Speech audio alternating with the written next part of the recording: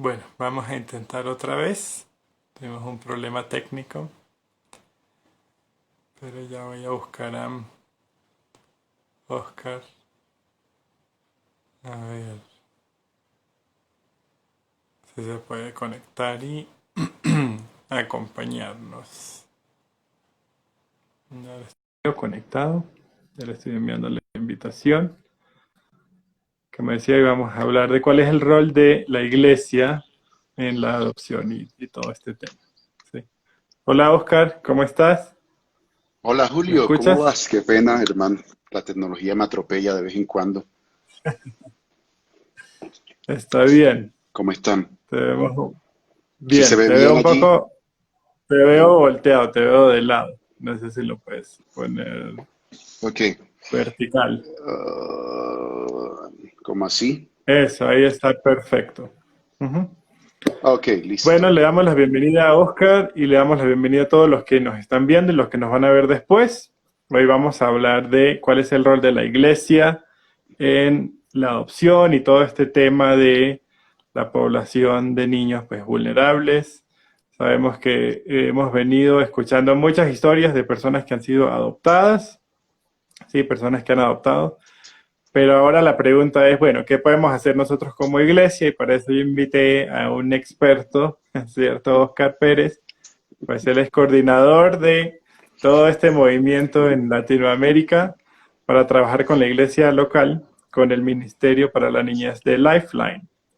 Sí, entonces pues hoy vamos a tener una conversación. Los que tengan preguntas las pueden enviar. No sé si las vamos a responder, pero igual estamos aquí para tener una conversación. Yo le dije a Oscar que nada formal, ¿sí? Pero que podamos ir viendo, bueno, qué podemos hacer porque muy bonitos todos esos live, ¿cierto? Muy bonito todo lo que vemos en las redes sociales, pero necesitamos actuar.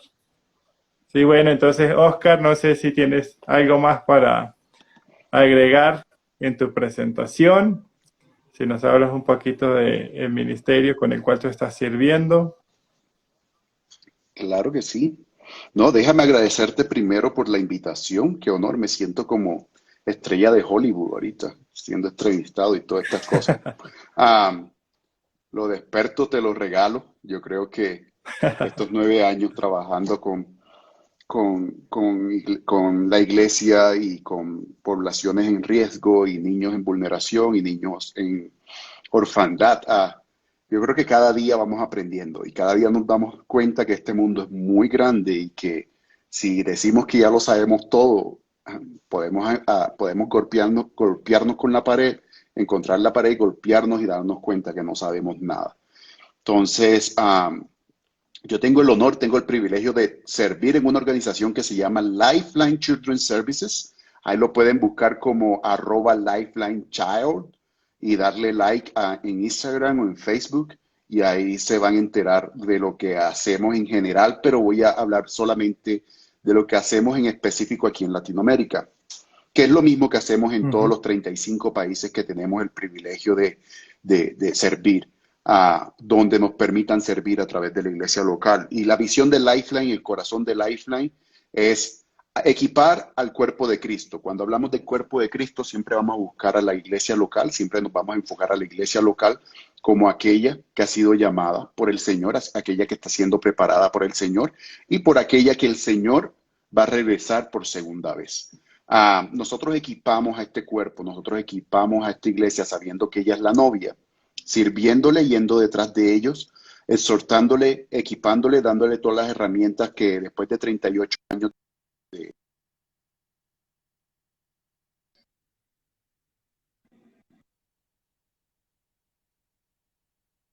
y mirar qué les puede servir. Entonces eso es más o menos lo que hacemos. Equipamos, exhortamos a la iglesia local para que la iglesia local y el cuerpo de Cristo pueda modelar el evangelio a estos niños en vulneración, a estos niños en abandono, para que estos niños puedan ser discípulos del Señor. Sea, en eso Ujú. resumimos todo lo que hacemos. Equipamos a la iglesia para que la Ujú. iglesia pueda discipular a estos niños, para que estos niños puedan ser discípulos del Señor. Ok, entonces, bueno, yo tengo aquí, digamos que algunas estadísticas, igual para los que nos están viendo y que no vieron los otros lives que hemos hecho, un poco de lo que sucede con estos niños que, pues digamos, nadie adopta o que siguen en las instituciones o que nadie les pone atención, Mm, ¿sí? Una es que tienen 10 ujú. veces más probabilidad de terminar en prostitución, 40 veces más probabilidad de terminar en la cárcel, 500 veces más probabilidades de cometer un suicidio, solo el 51% termina el colegio, de 3 a 4% va a la Mm. universidad y la termina. Sufren 5 veces más de ansiedad juvenil, uno de cada 5 de ellos termina en la calle y especialmente las niñas tienen 10 veces más probabilidad de cometer un acto criminal.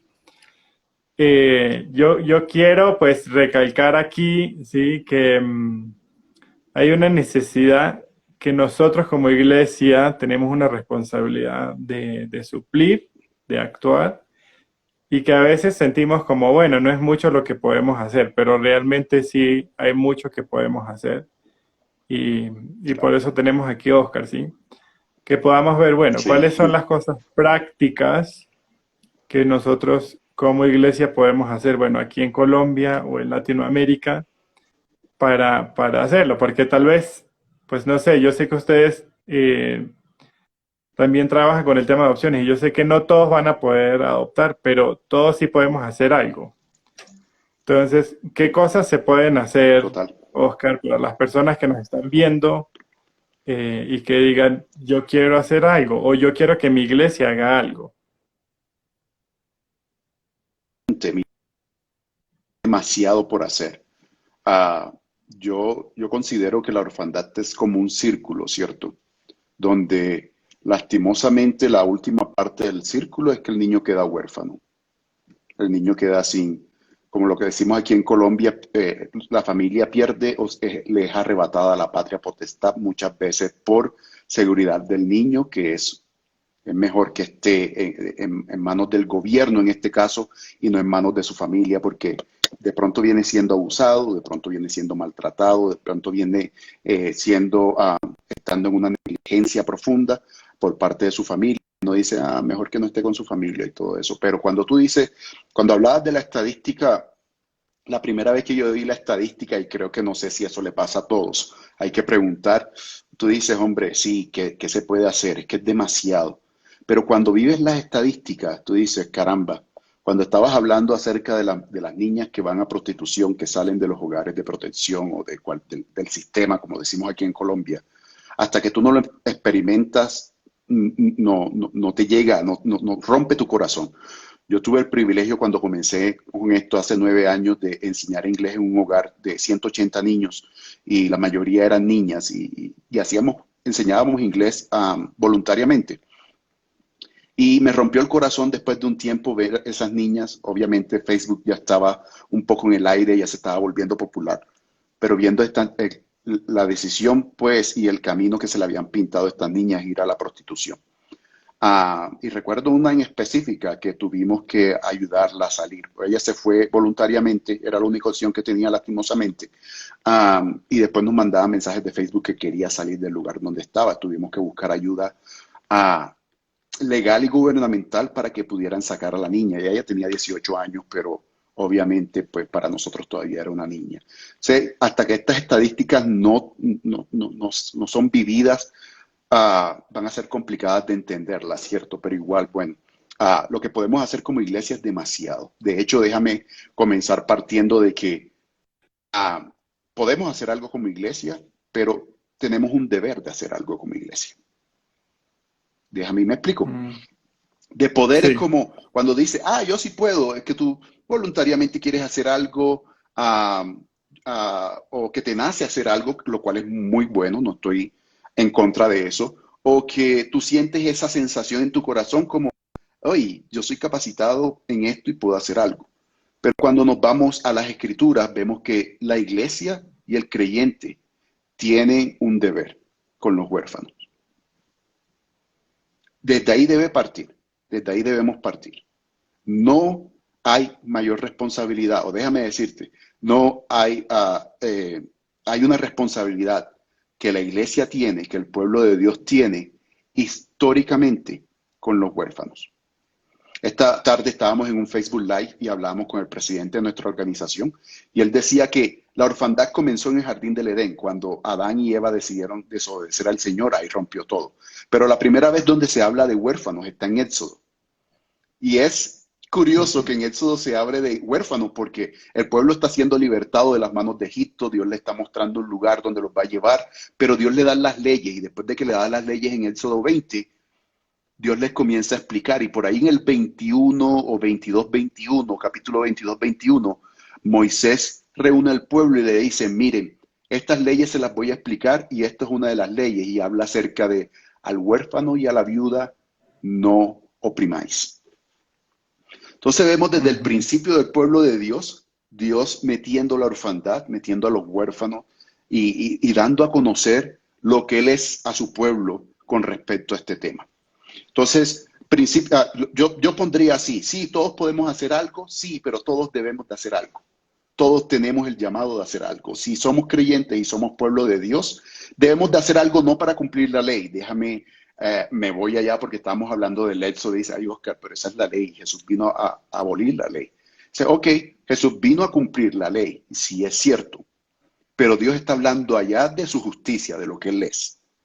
Y de lo que Él es lo que tiene que reflejar su pueblo. Y Él le dice ahí a su pueblo, no oprimáis al huérfano. Y así vas, cuando tú vas al Antiguo Testamento, encuentras en Deuteronomio 10:16 que Dios dice, Él hace justicia al huérfano. Por ende, el pueblo de Israel tiene que hacerle justicia al huérfano. Cuando vas a los Salmos, encuentras de que Dios es padre de huérfanos y defensor de las viudas. Encuentras que Dios le da refugio y pone en refugio, Dios llama, le da refugio al abandonado. Encuentras en los Salmos ese tipo de cosas. Vas a los libros proféticos en el Antiguo Testamento y encuentras a que hay una Esther que pierde todo junto con su suegra y aparece este tipo en escena, se me olvida el nombre ahorita, perdónenme, aparece este señor dueño del terreno. No es Esther, es, perdón, esta que queda viuda. Hermano, si me ven en el seminario que yo no me sé los libros de la Biblia, creo que me van a sacar, hermano. Pero tengo tanto en mi cabeza en estos días. Esta chica que queda viuda, que la mamá salen del pueblo. No es Esther, no es Esther, no es Esther. ¿Cómo se llama? Ruth y Noemí. Perdón, Ruth y Noemí. Sí, qué pena los que están. Oh, Dios mío. Creo que me van a poner cero mis profesores de Antiguo Testamento. Pero si tú ves la historia de Ruth, si vemos la historia de Ruth, ¿cierto? Ruth pierde todo. Lo único que le queda es Noemí. Ella tiene la opción de pronto devolverse, pero ella le dice a Noemí, no, tu Dios va a ser mi Dios y tu pueblo va a ser mi pueblo. Y viene este señor dueño del terreno, que se me olvida el nombre también, ojalá que mi profesor no esté por ahí viendo, de Antiguo Testamento, porque me saca enseguida de la clase. Boss, viene y hace todo lo posible para restituir a Ruth y a su suegra. Entonces vemos historias como esas en el Antiguo Testamento, de restitución, de personas que no tienen nada y que figuras como Boss que vienen a ser la figura de Dios, vienen y la restituyen. Vamos a los profetas, por ejemplo, y vemos a Isaías que comienza desde el capítulo 1 llamando al pueblo de todas las formas posibles. Ustedes son Somorra y Gomorra, ustedes son esto y ustedes son esto y ustedes son esto, en el capítulo 1. Y el pueblo le dice, pero ¿en qué hemos fallado? Si nosotros tenemos fiestas, tenemos todo esto, tenemos todas estas cosas. Y le dice, mira, esta es la falla de ustedes.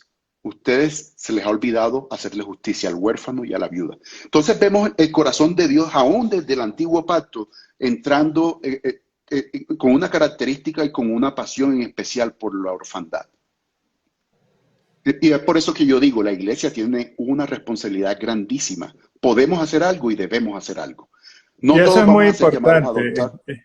Es muy importante aclararlo porque digamos que para muchas personas esto es como un acto de caridad. O sea, esto es como, me sobra esta ropa vieja que tengo, me voy a comprar nueva y se la voy a dar a los niños del hogar. Y si alguien adopta un niño es como, lo ven como el criado o piensan como, este va a venir a limpiar la casa y ayudar. O sea, no tienen Ah, realmente exactamente. una visión bíblica de lo que es la adopción y la responsabilidad que tenemos nosotros como iglesia de cuidar al huérfano. Totalmente. Y eso es donde debemos comenzar. Si hay algo donde debemos de comenzar, Julio, con todo esto, es rescatar esos principios bíblicos, es ir a las escrituras y que las escrituras nos convenzan por qué tenemos que hacer esto, porque si no vamos a caer en lo que tú acabas de decir. Vamos a caer en la parte esa de, yo doy esto porque me sobra, o yo doy esto porque quiero parecerme bien. O hay un tema que me van a perdonar, pero creo que debo de tomarlo, que ha entrado en la iglesia últimamente, y es que la iglesia tiene que ser relevante. Y ya vemos una iglesia en el Antiguo Testamento, una iglesia primitiva en el Nuevo Testamento que no tenía nada de relevancia, pero tenía mucho de poder y era muy obediente al Señor. Entonces, cuando estamos haciendo orfandad, yo siempre digo una cosa, hay un porqué que debemos de buscar, y el porqué está en las Escrituras. Y debemos estar claros en las Escrituras porque la orfandad, trabajar con huérfanos, trabajar con vulnerables es durísimo y nos vamos a cansar y nos vamos a fatigar y vamos a querer tirar la toalla y lo único que nos va a sostener son las Escrituras. Lo único, porque sabemos que no Ujú, lo estamos haciendo ujú. por nosotros. Entonces venía haciendo todo este recuento, ¿cierto? Y vamos al Nuevo Testamento y vemos de que Dios nos adopta como parte de su familia. Pablo viene hablando acerca de la adopción. Jesús le dice a sus discípulos, no los dejaré huérfanos, enviaré al Consolador. Y todas estas cosas vemos todas estas palabras allí, pero de una de las que es más populares es Santiago 1.27, donde Santiago le es claro a una iglesia está siendo perseguida, una iglesia que está teniendo problemas y le dice, miren, sean oidores y hacedores de la palabra. Y después más abajo le dice, visiten a los huérfanos. La religión pura sin mancha es esta, visitar a los huérfanos. Y cuando habla de visita allí, el término que nosotros entendemos por visita en español es el término de, voy a visitar a mi hermano de la iglesia, voy a visitar a mi tía, voy a visitar a mi primo. Voy, comparto un rato con ella y me devuelvo, pero la visita que está hablando Santiago allí es mucho más profunda. Es de un griego de tomo cargo. Tomo cargo de esa Wow. persona, así como Jesús tomó cargo de nosotros en la cruz del Calvario. Jesús, ya sabíamos por ende que no íbamos a poder pagar por nuestros pecados, no íbamos a poder pagar por nuestra justificación, no íbamos a poder pagar. Entonces dice Emanuel, Dios con nosotros, y Dios tuvo que venir a encargarse de lo desorden de nosotros y llevar nuestros pecados a la cruz. Allí fue castigado el pecado de Dios. Es lo mismo, es la misma palabra que viene usando Santiago de visitar. Esa visita que nos dio Jesús, viendo de que no éramos miserables, que no podíamos, que la ley, no podíamos cumplir la ley y Él vino a hacerla por nosotros. Es lo mismo que Santiago le está diciendo a la iglesia, vayan y visiten a los huérfanos, encárguense de ellos, pastoreenlos, que estén pendientes de ellos, hagan todo lo que tengan que hacer por ellos. Entonces la iglesia tiene una responsabilidad bíblica primeramente. El creyente tiene una responsabilidad bíblica con los huérfanos. Yo tengo un amigo que Y dice, eso hey, yo todo creo que es esto de muy importante en estos días, especialmente que viene ya la Navidad, porque yo sé que mucha gente en Navidad, y lo digo por experiencia propia, porque yo trabajé en una casa hogar, sí, por años, y en Navidad llegaba mucha gente con regalos, sí, yo mismo fui una de esas hermano, personas, salíamos pero nosotros el con resto regalos del también. año, No sé si sí, el resto del año era como todas las nada. empresas llevan regalos, botan cheques. Eso mejor dicho, yo creo que esa es la mejor época de los niños en los hogares de protección, ¿cierto? Ellos están Y a esperando que veces yo llegue siento que diciembre eso normalmente. es un poco como una forma de calmar nuestra conciencia, tal vez, como calmar nuestra conciencia, como casi que decirle a Dios, ya tengo un chulito, ya cumplí este año con ser buen samaritano, porque le llevé un regalo a un Exacto. niño y le transformé su vida para siempre. Sí. No. Eh, Sí, yo tengo un amigo, te comentaba, tengo un amigo pastor en Estados Unidos que él está muy involucrado con la orfandad, de hecho. Él salió a adoptar a Rumania, si mal no estoy. Y cuando se fue con la esposa, le habían dicho, bueno, es un grupo de 2 niños. Cuando llegó a Rumania, se dio cuenta de que no eran dos, es un grupo de hermanos de 4. Y él dijo, no hay lugar en la tierra donde yo voy a dejar estos 2 niños acá. Entonces, todo el proceso de Ujú. adopción se le Wow. extendió a 4. Entonces, ellos dijeron, fuimos por 2, regresamos con 4.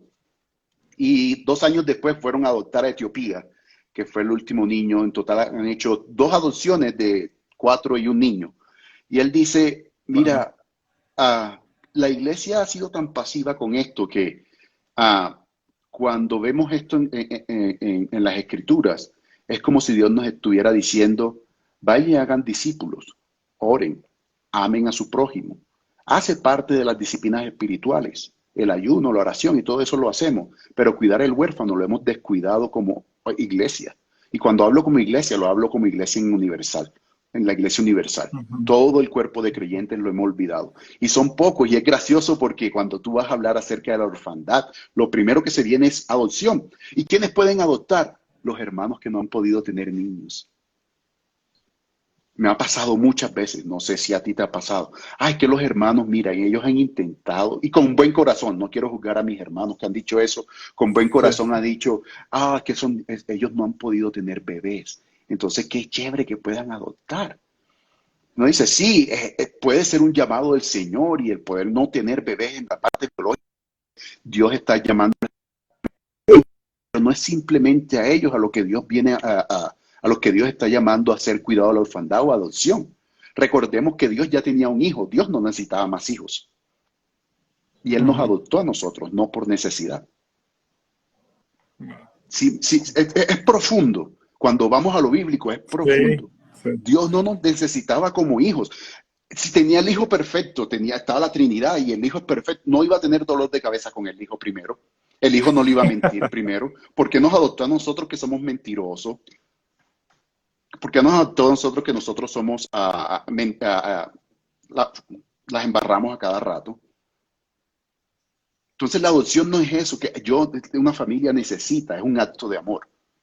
Es un acto de saber de que, hermano, va a haber un sacrificio. Y esto también es importante. La adopción cuesta. El cuidado de la orfandad cuesta. Nuestra adopción costó. Jesús tuvo Sí. que hacerse hombre, padecer como hombre, morir como hombre, someterse a todo el maltrato y la humillación como hombre para que Dios nos pudiera adoptar por eso. Y eso es una de las cosas Eso que yo mismo. veo en Latinoamérica. Es que la adopción es tan costosa. Digo, hermano, hermana, usted no sabe cuánto costó la adopción de nosotros. No en términos económicos, pero en términos de Ujú. sacrificio y emocionalmente Jesús estaba exhausto, que dice las escrituras que el día anterior, antes de saber de que se iba a enfrentar a la cruz, su sudor era sangre. Él sabía lo que venía. Entonces, tenemos que recordar todo esto cuando estamos trabajando con la orfandad, especialmente cuando vamos a entrar en el campo de la adopción. Ahora, la iglesia no tiene que adoptar, no toda la iglesia está llamada a adoptar. Podemos hacer hogares sustitutos, también es una muy buena posibilidad. Podemos hacer, en Colombia se le llama padrino, pero a mí esa palabra aquí no la saquemos de aquí de la gente que estamos acá. No me gusta, me gusta más mentores. Porque padrinos, los niños como que, estos niños que nunca han tenido una atención una a una, comienzan a malinterpretar, y mucha gente también que es padrino comienza a malinterpretar esta palabra. Sí, cuando yo hablo de mentores es porque mentores es algo que tú vas a estar ahí en específico. Sí, te vas a pegar al niño, que es muy bueno. Sí, vas a ayudar al niño en algunas cosas, pero sabes que tienes una tarea. No simplemente de traer un regalo como padrino, sino de enseñar a un niño a lo que se va a enfrentar el mañana. Vas a ser un mentor que vas a estar abriendo la puerta de tu hogar si el niño lo necesita mañana. Vas a ser un mentor que vas a estar 24 horas, 7 días a la semana pendiente si el niño te llama porque está en el centro, se perdió o tomó una mala decisión de salirse de la institución y tienes que ir allá a irlo a buscar. Eso es un mentor. Y hay Ujú. muchas otras posibilidades, Julio, que podemos hacer. Yo tengo un amigo, yo sé que tenemos muy poco tiempo, por eso estoy corriendo. Yo tengo un amigo que dice, mira, esto del cuidado de la orfandad es inmenso.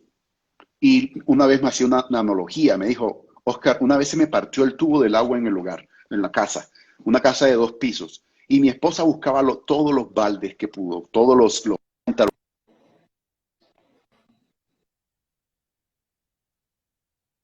Era como esperaba que pasara como el milagro de la viuda con el aceite, que el profeta le pedía que fuera a buscar más cántaros y la señora traía más para recolectar el aceite, para vender el aceite para pagar sus deudas.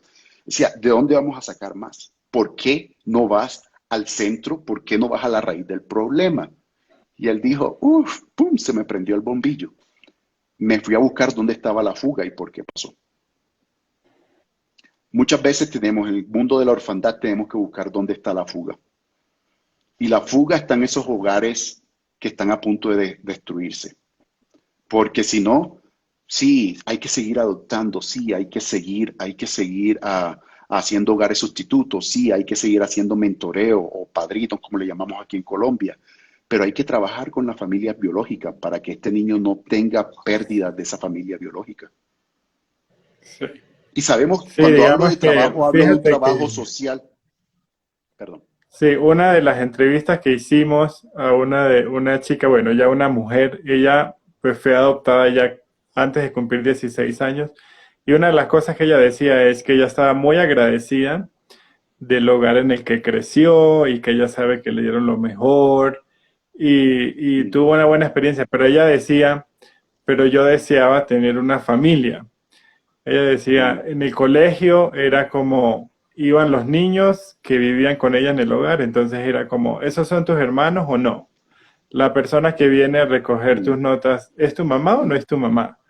Sí, entonces ella mm, decía, esas cosas era como no tengo a alguien para mí, ese sentido de pertenencia. Entonces, una de las cosas muy interesantes, especialmente hablando de la orfandad, es el porcentaje que hay de estos niños que sí tienen al menos uno de sus padres. O sea, no mm, estamos hablando de que, o sea, es casi que el 90% tienen o una mamá o un papá en alguna parte o un familiar, pero muchas veces estos papás creyeron, pues lo mejor es que mi hijo crezca en este hogar porque le van a dar mejor comida, mejor mm, estudio, mejores oportunidades que yo no le puedo dar. Pero muchos de estos niños luego dicen, pero lo más importante que yo necesitaba no lo tuve, ¿sí? Entonces, ¿qué tal si nosotros trabajamos con estas familias, como tú estás hablando, ¿sí? ¿Qué tal si nosotros ujú. discipulamos a estas familias para que no tengan que Total. perder a sus hijos, para que no los tengan que Claro. sacrificar?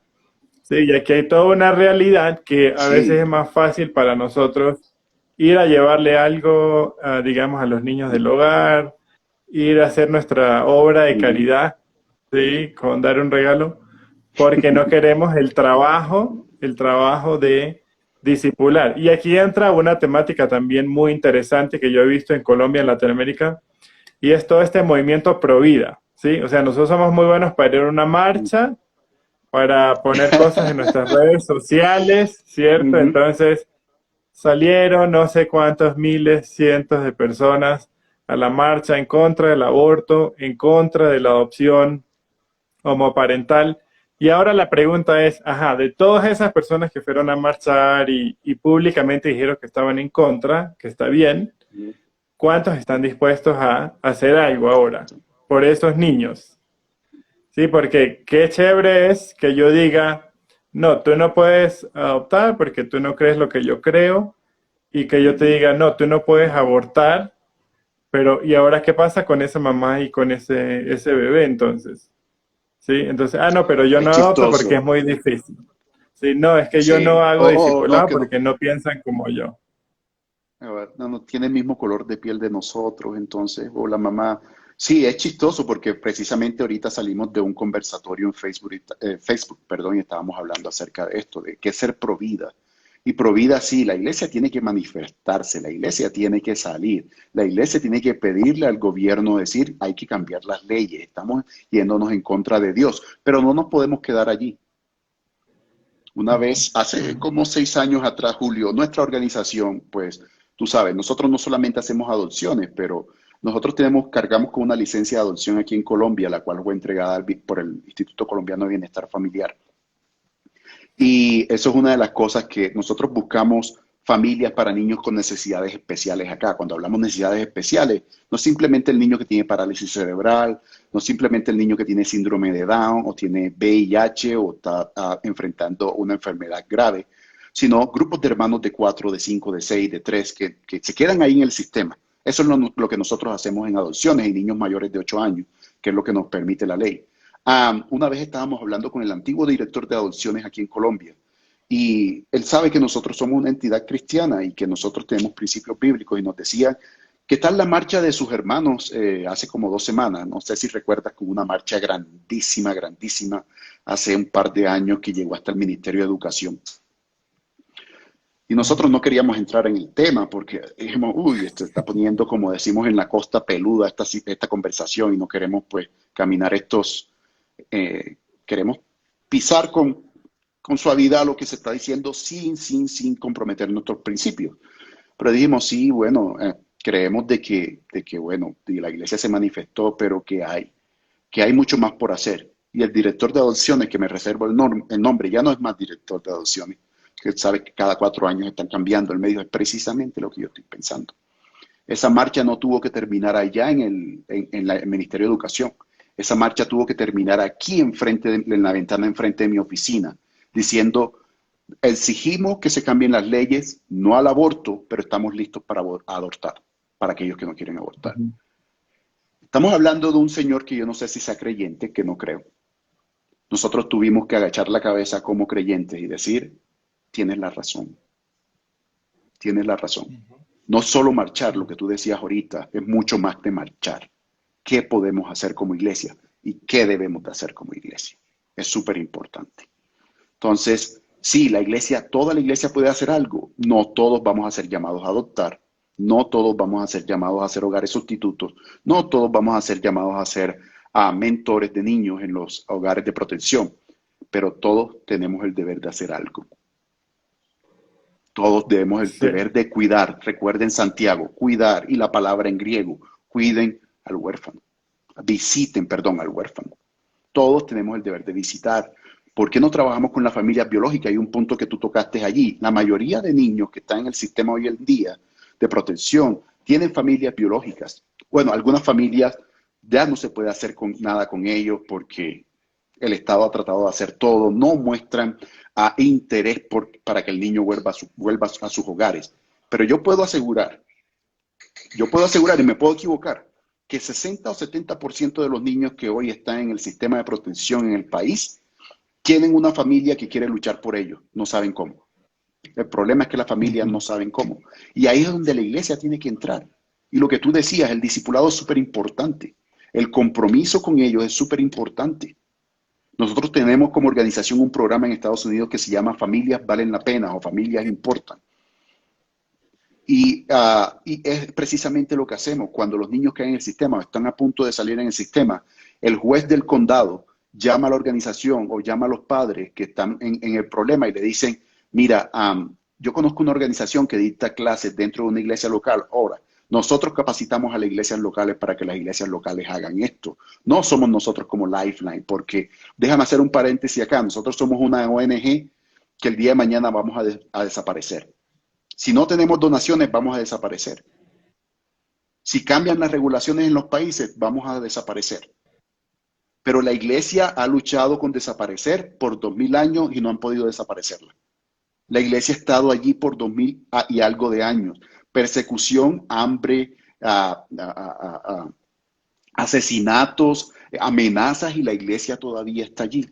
Entonces, nuestro corazón está con la iglesia local porque sabemos que la iglesia local va a estar allí por mucho más tiempo que una organización no gubernamental. Por eso queremos entregarle a la iglesia local toda la experiencia que tenemos. Queremos equiparla con todo lo que tenemos y queremos acompañarla ahí detrás de ella. Entonces, eso es lo que hacemos en Estados Unidos precisamente con este programa. Equipamos a los hermanos en la iglesia local para que estos hermanos puedan equipar a estas familias que están sufriendo. 85% de las familias.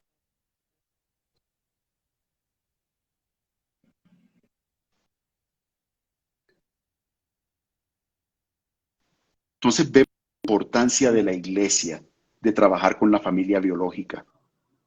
Y muchas familias.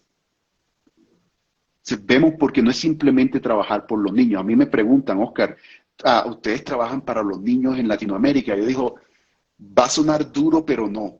Yo trabajo a favor de la iglesia local para que la iglesia local se equipe, para que la iglesia local trabaje a favor de los más necesitados. Va a sonar raro. Yo sé que suena raro. Yo amo a los niños. Yo amo a los niños. Pero mi trabajo es con la iglesia local para que la iglesia local pueda hacer discípulos del Señor de estos niños. Porque no estaría de más que estos niños tengan un buen hogar, que estos niños tengan buena ropa, que estos niños tengan todo y que sus almas se pierdan. Pero sería mucho mejor que estos niños tengan una buena familia, buena comida, buena ropa, pero que también puedan ser discípulos del Señor, porque vamos a gastar la eternidad con ellos y con nuestro Padre. Ahí es donde deberíamos estar como iglesia. Es cómo podemos pensar en la eternidad teniendo los pies aquí en lo momentáneo, en lo que estamos viviendo ahorita. ¿Cómo podemos pensar en la eternidad cuando estamos haciendo cuidado de la orfandad? ¿Cómo podemos hacer discípulos del Señor para que estos niños sean los niños que habla Apocalipsis 7:14? Que dicen que había gente de toda tribu, de toda raza, de toda nación, adorando al Cordero, postrados adorando al Cordero. Yo quiero ver muchos de esos niños allá, pero yo no soy Superman. Yo tengo que seguir mi trabajo con la iglesia local. Es el trabajo de la iglesia local y yo hago parte de la iglesia local, o de la iglesia universal, perdón, para que estos niños puedan adorar allá. No simplemente para que los niños puedan tener una vida chévere aquí en la tierra, sino para que estos niños hagan parte de ese Apocalipsis 7:14. Adorar al Cordero Entonces, junto, Oscar, pasar la eternidad junto. qué tal si tú nos das algunas ideas entonces ahí qué podemos hacer? Porque cuando tú y yo hablamos, una de las cosas que hablamos es que a veces decimos, no, mi iglesia es muy pequeña, yo vivo en un lugar, por ejemplo, yo vivo en un pueblo, aquí es muy difícil, ¿qué se puede hacer? Sí, pero tú al contrario me animabas que es como las condiciones están dadas, ¿sí? Para que podamos hacer algo como iglesia. Entonces, si alguien está aquí viendo y dice, yo quiero hacer algo, yo quiero ser parte de esto que Oscar nos está contando ahí, ¿qué podemos hacer? Primero, una convicción bíblica, eso es una base. Si no hay una convicción bíblica, vamos a ir lo que tú hablabas, vamos a hacer trabajo social, lo que es bueno, pero va a ser momentáneo. Vamos a poner curas en heridas que están infectadas. Y a esas heridas hay que trabajarlas. Una convicción bíblica primero es súper necesaria. Y no tiene que ser toda la iglesia la que está convencida bíblicamente sobre las cosas que hay que hacer. Eso se toma uno, dos o tres personas dentro de la iglesia. Y si tú eres la persona de la iglesia y no eres pastor, es hablar con tu pastor. Es decir, pastor, mire, bíblicamente esto es algo que la iglesia como pueblo de Dios debe de hacer.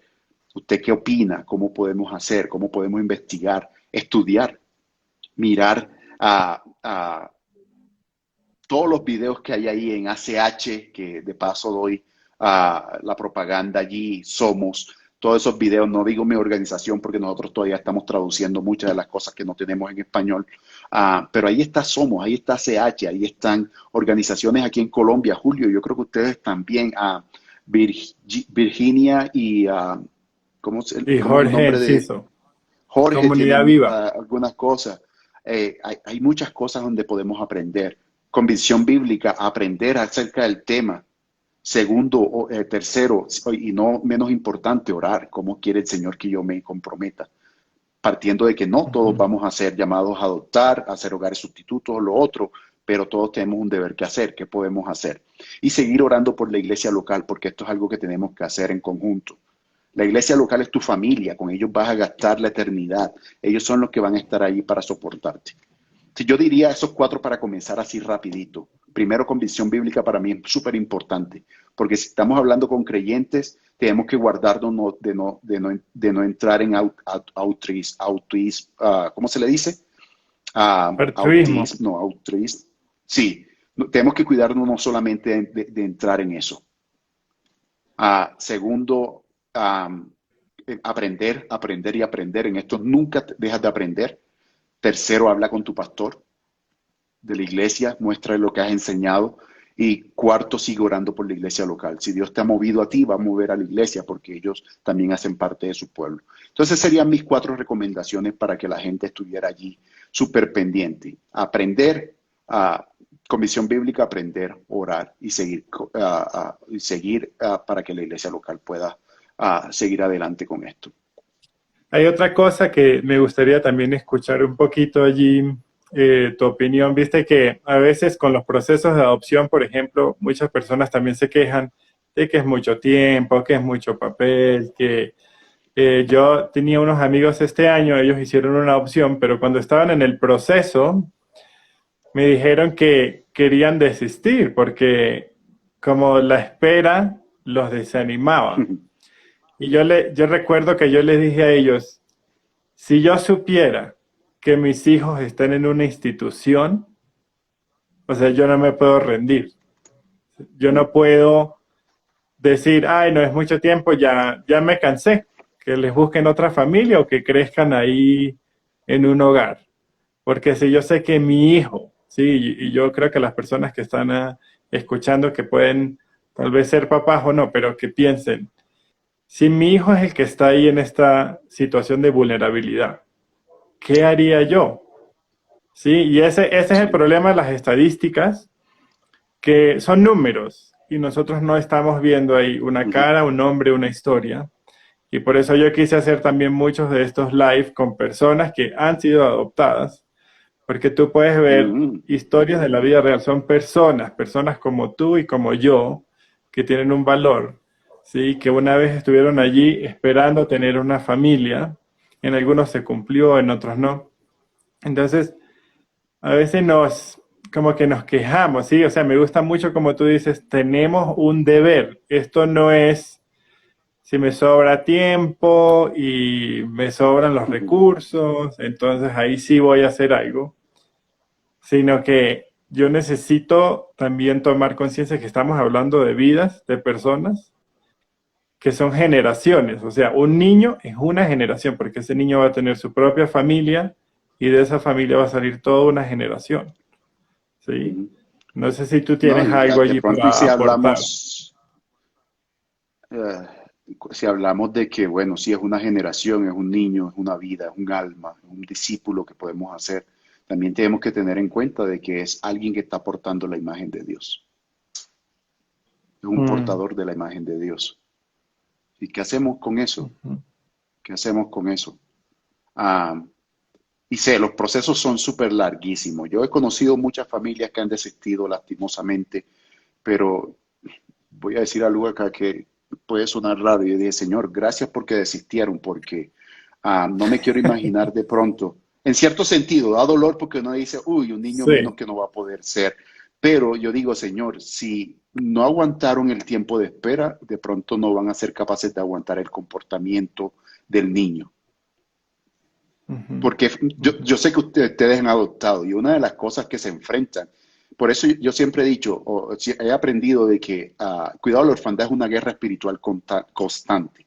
Desde que tú comienzas a decir sí, hasta que sigues llenando los papeles, hasta que vas a cada reunión de bienestar familiar, hasta que vas a cada capacitación y no termina cuando el niño llega a tu casa. Ahí comienza lo más bueno porque vas a estar observando y vas a estar lidiando con estos comportamientos negativos que desafortunadamente el abandono, el abuso, todas estas cosas ha generado en el cerebro de los niños, que eso podría ser otro tema que nos podríamos tomar otro mucho tiempo hablando, pero todas estas cosas hay que lidiarlas. Digo, Señor, si ellos no aguantaron un tiempo de espera, yo no creo que hubiesen aguantado el comportamiento de pronto de este niño y cómo disipular y cómo hacer disciplina con estos niños que vienen de lugares difíciles, que totalmente, perdón, es totalmente diferente a la disciplina que tú haces con tus niños que han nacido contigo, que han visto tu cara desde el día cero, que saben que papá y mamá han estado allí. Es totalmente diferente. Entonces es doloroso verlo. Yo lo sigo animando, por eso para mí la convicción bíblica es súper importante, porque no hay emociones allí, no hay sentimientos. Cuando Dios te llama a hacer algo y tú sabes que Dios te está llamando, tú dices, ¿pero qué no lo siento en mi corazón hacerlo? Pero es que Dios que te está empujando a hacerlo y Él te va a sostener y Él te va a tener allá y Él te va a ayudar a pasar todo lo que tienes que pasar, todas las dificultades que tienes que pasar. O sea, mi ánimo es, convénzanse lo más que puedan desde la parte bíblica. Las emociones son muy buenas, son importantes, hacen parte de nosotros, pero no dejen que las emociones hagan parte de sus convicciones. porque somos fluctuantes en nuestras emociones y mañana vamos a decir sí y pasado vamos a decir no. Pero cuando tenemos esa convicción bíblica, es decir, mira, esto está allí, esto está claro y hoy no lo siento, pero lo tengo que seguir. Y también pongo el ejemplo de que hubiese pensado el Señor de pronto. Recordemos que Jesús murió en la cruz y no murió con garantía, ¿cierto? Porque en el sentido de que no es que murió ya por un pueblo que estaba hecho, murió por un pueblo que iba a ser formado, que estaba siendo formado. Y decir de pronto es que no lo voy a hacer porque no sé qué va a pasar mañana. Es complicado. Y hubiese sido complicado para nosotros si Jesús se hubiese puesto a pensar en eso. Entonces, hermanos, yo les animo, va a ser duro, va a ser de lágrimas. Y yo no he adoptado con mi esposa, yo no he hecho hogares sustitutos con mi esposa, pero he escuchado de muchos testimonios, es duro, lágrimas, vas a perder sueño. Julio, tú puedes comentar un poco más de eso, porque tú y tu esposa han adoptado. Yo no lo puedo hacer, pero hermano, vale la pena. Vale la pena porque te recuerda lo que el Señor ha hecho por ti, primero. Segundo, porque vas a tener una oportunidad. No sé dónde fue que escuché, creo que fue contigo, o leí algo donde decía, Dios nos ha pedido ir a las naciones y a ir. En el tema de la orfandad es no simplemente que nosotros vamos, estamos abriendo la puerta de nuestros hogares y nos están llegando las naciones a nosotros. 24/7, no es simplemente una actividad que yo voy a hacer en el día y me regreso en la tarde y descanso en mi casa. No, vas a tenerlo allí constantemente. Vas a tener que necesitar del Señor constantemente. Y el Señor, me imagino que el Señor se va a reír, déjenme usar esto, porque dice, eso es lo que estoy usando para que tú te des cuenta que necesitas de mí. Necesitas mi gracia, necesitas mi amor, necesitas... Y yo creo que la adopción trae eso, el cuidado de la orfandad trae eso. Señor, yo no puedo, no sé qué hacer con este niño hoy. Y el Señor te dice, bástate de mi gracia, porque mi poder se perfecciona en tu debilidad. Entonces todo esto yo creo que Dios lo utiliza para formarnos también. Hermano, no desistas que Dios te pueda formar. Espera un poco más de tiempo, se va a tomar 1 año, 2, 3 años, 4 años, no sé cuánto se está tomando actualmente. Pero hermano, va a valer la pena cada espera. Va a valer la pena porque eso es un niño que va a tener la oportunidad de adorar junto con nosotros en las bodas del Cordero. Va a ser un niño que va a adorar el día que el Señor manifieste su reino físicamente y que podamos postrarnos hasta ese día. Ese niño va a estar allí con nosotros. Entonces sí vale la pena, hermano. Espera un poco más de tiempo. Ese es mi ánimo a los hermanos que de pronto están luchando con el tiempo. Entonces, bueno, Oscar, ya el tiempo se nos acabó, pero para cerrar Lástima, hermano. especialmente con la charla que tuvieron hoy con Iglesia de Adopción, para cerrar, me gustaría que, no sé, en 1 minuto, 5 minutos, nos pueda decir para ti y con todo lo que hablaron hoy, ¿qué sería ser pro vida? ¿Sí? Porque para muchos pro vida es solo ir a marchar y decirle a la gente que no aborte. ¿Sí? Nos hemos quedado muy limitados a eso. Pero realmente, ¿qué es ser pro vida? Ah, eh, es profundo, es profundo. Sí, adoptar es pro vida, sí, marchar en contra de las leyes que se están levantando en nuestras naciones es pro vida, es muy bueno, pero no es suficiente. Tratar a mi esposa como Cristo trató a la iglesia, como Cristo ama a la iglesia, es pro vida también. Amar a mi prójimo, amar a mi hermano como Cristo ama al pecador, es ser pro vida también. No mirar pornografía, es ser pro vida también, porque no sabemos. Hoy aprendimos allá, es mirar qué está detrás de toda la porquería que vemos de pornografía. Entonces, eso es ser pro vida también. Ser pro vida también es estar en contra de la esclavitud. Ser pro vida también es saber y aconsejar a los hermanos en una adopciones que sean legales. Ser pro vida también es animar a mi hermano que está caído, a mi hermano que ha entrado en pecado. Ser pro vida también es la forma como estoy criando mis hijos dentro del hogar. Ser pro vida es una palabra que embarca muchas cosas. Podría, pro vida es vivir el evangelio y vivir el evangelio en cada una de esas áreas que nosotros creemos muchas veces que no lo necesitamos. Entonces, para mí eso es pro vida. Sigamos la tarea de seguir defendiendo la causa del no nacido, pero también de la causa de aquel que no tiene familia, pero también no nos olvidemos de aquellos que están dentro de nuestros hogares, no nos olvidemos de aquellos que, de las familias biológicas, no nos olvidemos de aquellos que están en la calle, no nos acordemos de aquellos que están en eminencia, como dicen las escrituras. Eso es ser, creo que, en mi concepto, ser pro vida. Sí, sí, y los que quieren saber más, pues quedó grabado en Facebook esa entrevista que tuvieron que me gustó mucho. La página creo que se llama Iglesia y Adopción en Facebook, lo pueden buscar y ahí Iglesia y está. Orfandad. Iglesia y Orfandad. Iglesia y Ok, Orfandad. lo pueden buscar Ujú. y ahí viene el video.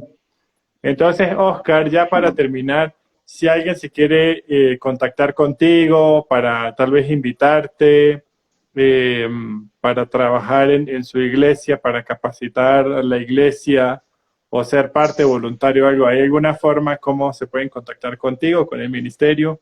Sí, ya voy a poner mi correo aquí, mi correo de la organización para que me puedan escribir allí.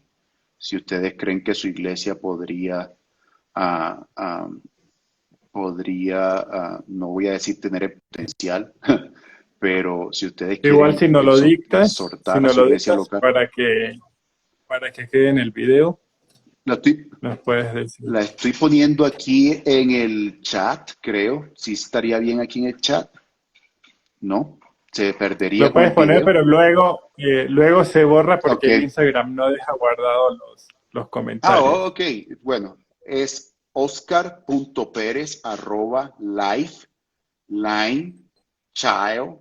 oscar.perez@lifelinechild.org. Ahí me pueden escribir. Allí Ok.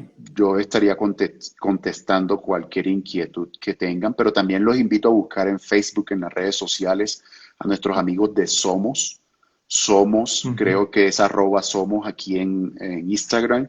Allá en Facebook también ellos tienen muchas cosas muy interesantes. La gente de ACH, así también lo encuentran aquí. Ahorita cambiaron el nombre, Sí. agregaron ACH Latam. Entonces vayan y búsquenlo, así como suena, @ACH Latam. Vayan a las páginas de YouTube también. Ellos tuvieron hace poco unas conferencias súper buenísimos, todas las plenarias que se Ujú. pusieron allí. Vayan, aprendan, recuerden, aprendan, siempre aprendan. El mundo del cuidado de la orfandad, el evangelio, nosotros nunca vamos a saber suficiente del evangelio, como para decir, ya lo sé todo, no necesito aprender. Entonces, así también pasa con el mundo del cuidado de la orfandad. Todos los días estamos aprendiendo algo. Entonces, ahí están Bueno, mis Oscar, datos, pero también están esos datos ahí de muchas nuestros gracias. amigos. Muchas gracias por tu Gracias a ti, tiempo y por lo Julio. que compartiste con nosotros. Igual, si alguien no consigue nada de eso, se puede comunicar conmigo y yo los puedo redireccionar a todas estas redes, ¿sí? O al mismo correo de Oscar, porque sí tenemos que hacer algo. Entonces, yo sé que también van a haber excusas, ¿sí? Y obstáculos, pero seamos proactivos y recordemos el deber que tenemos como iglesia, ¿sí? Me gustó mucho eso que dijiste desde el principio, es nuestro deber, no es una sugerencia, no es una obra de caridad, es nuestro deber como la iglesia de Cristo. ¿Sí? Entonces, gracias Oscar, de verdad, por todo lo que nos Gracias a ti, enseñaste hoy. Julio. Gracias por tu iniciativa. Dios te bendiga. Dios bendiga a los que se conectaron y a los que no también. Y nada, recuerden siempre, cuidado de la orfandad no es una actividad más que vamos a incluir en la iglesia. Es Ujú, un deber que tenemos como iglesia, no una actividad más que debemos de incluir. Entonces, desde allí ujú, ujú. debemos de Bueno, comenzar a gracias, trabajar. gracias a todos, nos Dios te despedimos, bendiga. seguimos en contacto. Bendiciones.